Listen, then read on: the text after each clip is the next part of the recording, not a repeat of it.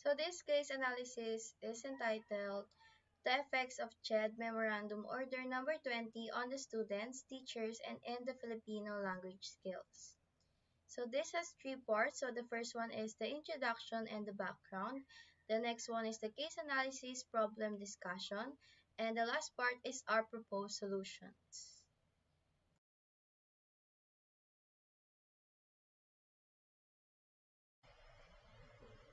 Filipino is the national language of the Philippines, and it serves as a symbol of our identity as a people. As such, it is important to promote and preserve our language and culture in all levels of education. The study of Filipino language and literature in college provides students with a deeper understanding and appreciation of our culture, history, and society. It also helps promote critical thinking and communication skills, which are essential in various fields of study and career paths. However, the CHED Memorandum Order Number 20, Series of 2013 is going against of this idea because in 2013, they excluded the study of Filipino, Panitikan, and the Philippine Constitution as core subjects in college. Good day, everyone. I'm Elisha Joy Carpio Colobun, who continue introduction. The CHED Memo number 2013 discussed the general education curriculum. It talks about the K-12 system and the new implementation of which subject to take. The memo begins by mentioning that general education prepare Filipinos for the current century and the future by giving them the correct and necessary education plan in order for us to prepare and adapt to difficult situation, to think innovatively and to create solution to our problems not only in our personal life but also for our country. According to the Supreme Court, they decided to exclude Filipino and Filipino literature or panitikan as a core subject in colleges. It has been criticized to those who believe in the necessity of including the critical study of Philippine country native language in a core curricula. Last October 9, 2018, the High Court devoted a decision to lift the temporary restraining order placed on the Commission Higher Education Memorandum that excluded the said subject as well as the Constitution subject from the required core subject in colleges, reducing the minimum of core subject unit to 36, and they released the assailed memorandum in 2014 by a assailed group of educators, writers, and other Filipino advocates claiming that it will violate the Organic Act of the Commission on Wikang Filipino, the Education Act of 1982, and also the Organic Act of the National Commission for Culture and the Arts. And the CHED representative said that they will accept and respect the decision of Supreme Court filing a motion for reconsideration. Thank you.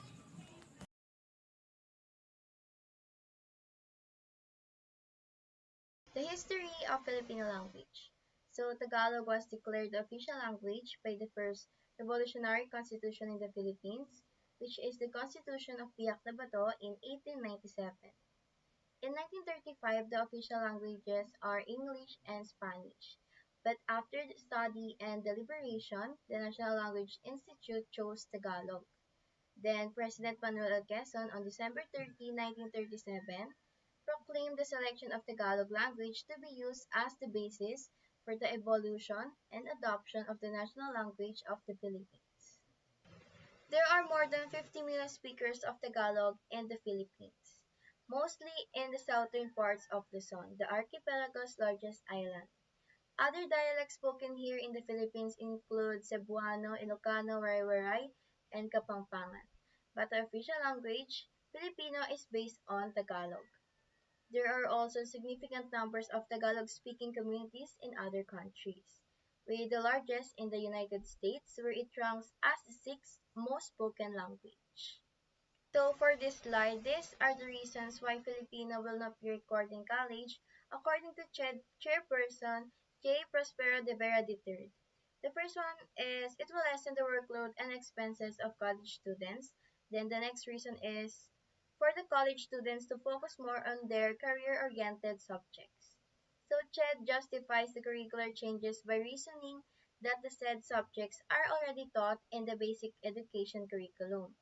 This comes amidst the implementation of K-12 program which since 2011 have added 2 more years of senior high school. But our main concern is Filipino as a non-required subject in college will not only disregard its importance, but also undermine our efforts towards nation building. Moreover, removing Filipino as a subject in college would have adverse effects on the development of our language and culture. It would send the message that we do not value our national language and culture, and that we are willing to sacrifice it for the sake of convenience or globalization. Not requiring Filipino as a subject in college would be detrimental to the preservation and promotion of our language and culture. We should instead focus on improving the quality of education and finding ways to integrate the study of Filipino with other subjects to make it more relevant and engaging to students. As a nation, we should strive to embrace and celebrate our identity and culture. And the study of Filipino language and literature is an integral part of that effort. So, giving importance to one's own language can have several positive effects, and one of them is the preservation and promotion of the local language, culture, and heritage. By using and valuing the local language, communities can maintain their identity and unique characteristics, which can help them promote their tourism and cultural exchange. Additionally, giving importance to the local language can also have economic benefits. For example, by using the local language in advertising and marketing, businesses can better connect with local customers and build stronger relationships with them. This can lead to increased customer loyalty and higher sales. Moreover, when the local language is given importance in education and training, it can lead to better communication and understanding among members of the community.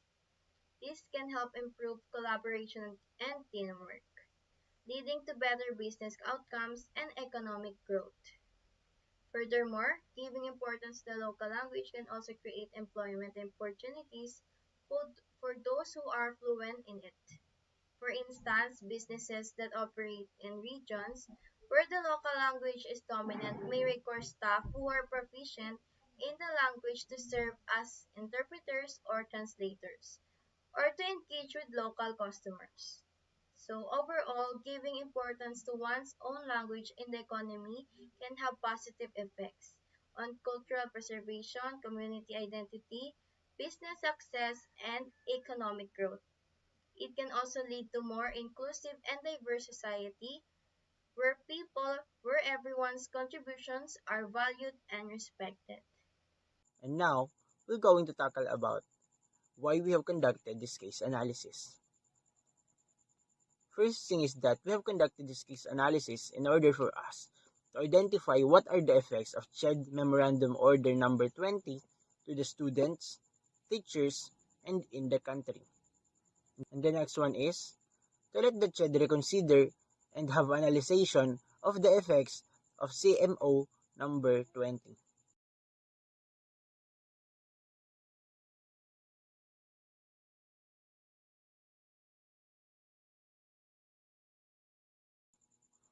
Now, what are the pros and cons of removing Filipino subject in college? First thing we have seen is that it will lessen the workload and expenses of the students in college. So, dahil nga mababawasan ang kanilang workload, mababawasan rin yung mga expenses na kailangan nilang bayaran dahil alam naman natin na per unit yung kailangang bayaran ng mga students sa kanilang klase. The next na nakita namin is that they can focus more on their major subjects. So, alam natin na hindi lahat ng mga subjects na tinatake ng mga students ay magagamit sa mga trabaho na kukuhanin nila or sa mga major na meron sila. And pangatlo, it can create opportunities for the Filipino language schools wherein marami ang mag-e-enroll and maraming mga opportunities na makuha. So, what are the cons that we have seen sa pagtanggal ng Filipino subject sa college? Una, 10,000 teachers may lose their job. So, maraming mga teachers na major ang Filipino ang mawawalan ng trabaho. And pangalawa, Filipino citizens who grew up in other countries find it challenging to learn Filipino due to a lack of learning opportunities. Dahil pag inalis ang Filipino subject sa college, so mawawalan sila ng pagkakataon na maaral ang Filipino subject. And especially yung Filipino language, mahirapan sila. And next is, it will affect and influence the nationalism of students. So, kung ngayon pa lang kung noon, hindi pa inaalis ang Filipino subject, maraming mga kabataan ang nahihirapan sa wikang Tagalog, sa wikang Filipino, and maging sa subject na Filipino. So, mayroon pa rin mga bumabagsak. What more kung inalis ito? So, ano na lang yung magiging epekto nito sa mga Filipino na students? So, they tend to study English but forget to learn their own mother tongue. So, that's all.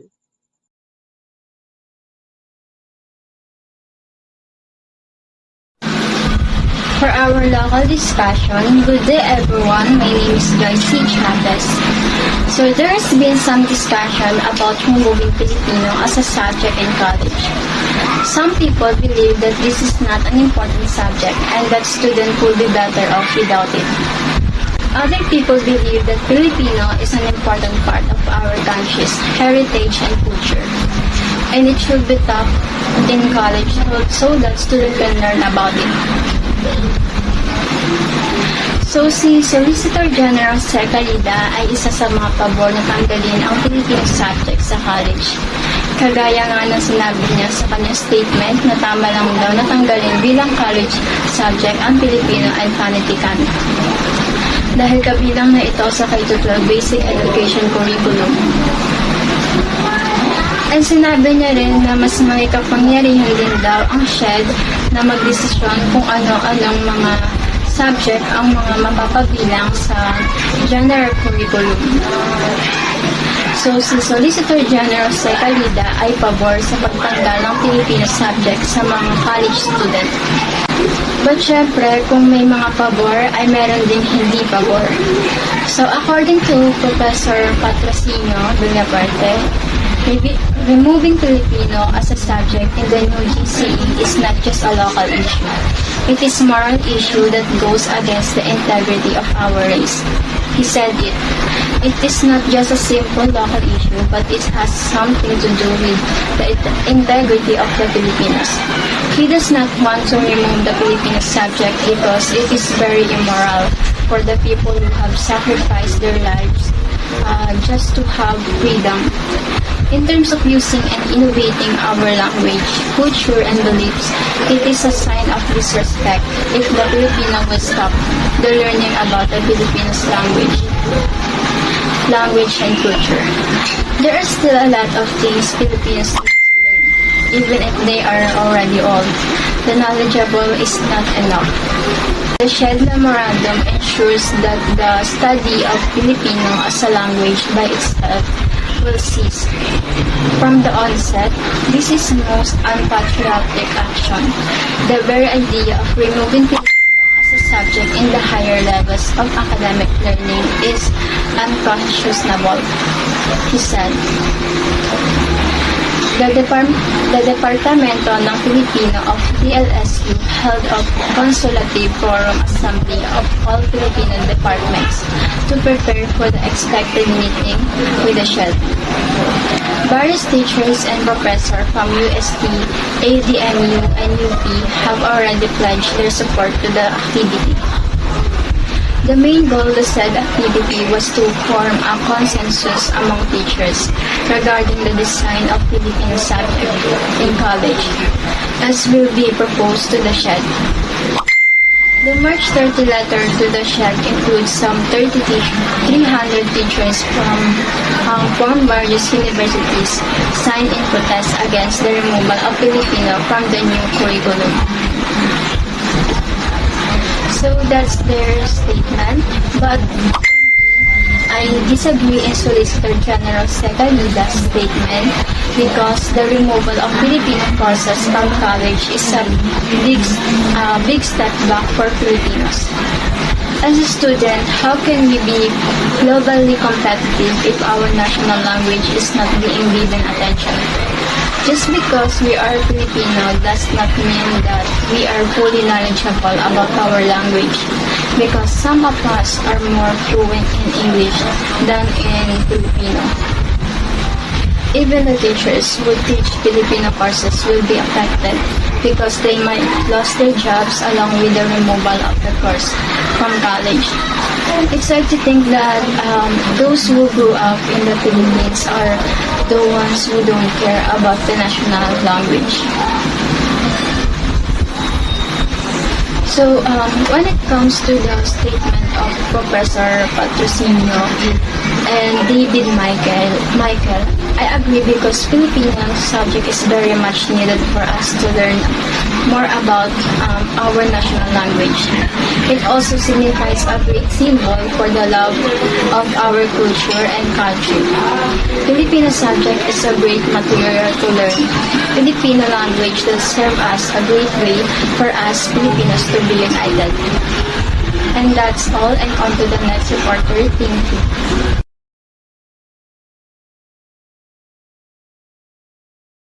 The Humboldt University of Berlin's Advancing Philippine Studies program was launched in July 2019. It is to promote the Philippines and Filipino studies through its academic programs, projects, and activities related to the culture, society, and history of the Philippines and the Filipino people. So the major components of the Philippine Studies program is that they will have their first Filipino language full module starting summer semester 2020. The Filipino language course will be taught by Antonio Galang Jr. He is a Filipino language instructor from the University of the Philippines for 4 hours per week per semester. Canada. There are at least 170,000 people with Filipino heritage in Alberta, Canada. Filipinos make up the 40th largest visible minority groups in Canada. According to the 2016 census, with 851,410 people with Filipino descent. More school in Alberta, Canada will soon offer Filipino languages and culture program as a part of the curriculum to preserve the deep roots of the community. In Feb 7, 2019, Filipino programs expanded and offered to students in kindergarten to grade 12. Because of the fact that the Filipino community has brought essential skills to their workforce and added so much to their social fabric. It is one of the 26 languages currently offered in Alberta schools. It is not mandatory, but the school authorities have choice and flexibility in offering language programming that best meets the needs of the communities they serve, according to the Alberta government official website.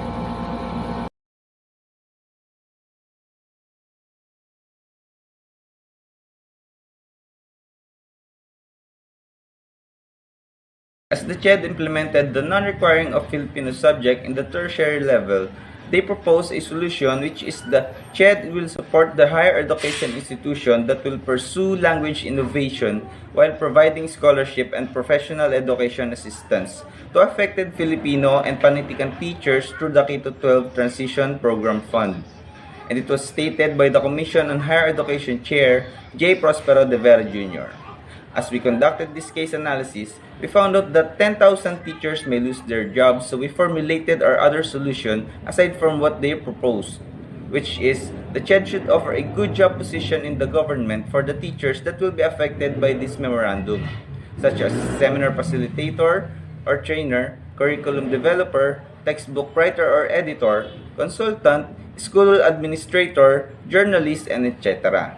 Hindi sapat ang solusyon na pinropose ng CHED dahil hindi lahat ng mawawalan ng trabaho na guro ay mayroong naipon na pera para maging pangtustos nila sa kanilang pang-araw-araw na gastusin. At ang mga benepisyo na may dudulot nito ay pagkakaroon ng bagong kaalaman tungkol sa ibang fields at mga new career opportunities. At ang risk naman, ang solusyon namin ay ang pinag-aralan ng mga guro na ito ay mababaliwala lamang kapag sila ay sumubok sa ibang propesyon na hindi angkop sa kanilang tinapos o pinag-aralan ng ilang taon. So, hi everyone, good day. I am Fernando de la Cruz. So, this problem is an isolated case, but we want to offer our idea to the CHED for foreign students who cannot afford to enter a language school. The Commission on Higher Education, or CHED, should offer a channel for educational and informative details relating Filipino subjects. The educational channel will blend traditional television and social media to create a hybrid medium that can easily address concerns and issues for its broad target audience, allowing the department to reach more learners across the country. So, the next slide show the benefit of the season of the educational channel were built with additional interactive components to catch learner attention and keep them engaged while improving their competencies. And the lectures are repeated on various schedule. If they already have a television or social media, the learning is free. And the only risk of this is there is no so much interaction.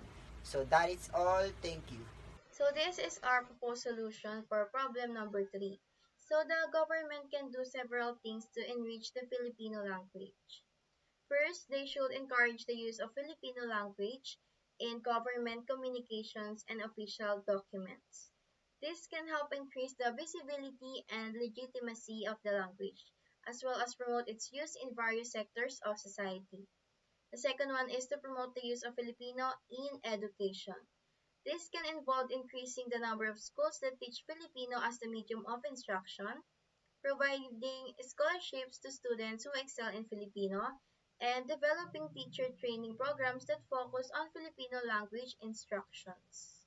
Our language is an integral part of our cultural identity. When we love our language, we connect with our culture and heritage. This connection gives us a sense of belonging and pride in our roots. It also helps us to preserve our cultural traditions and pass them down to future generations.